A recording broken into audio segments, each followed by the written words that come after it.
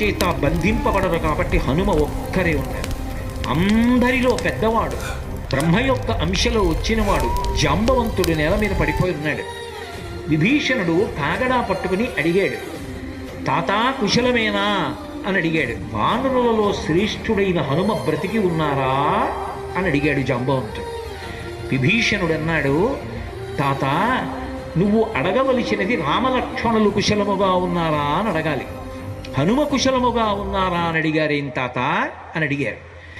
మొత్తం వానరులు రామలక్ష్మణులతో కలిసి పడిపోయినా కూడా నష్టం లేదు. హనుమ ఒక్కరు బ్రతికి ఉంటే మళ్ళీ అందరూ బ్రతుకుతారు.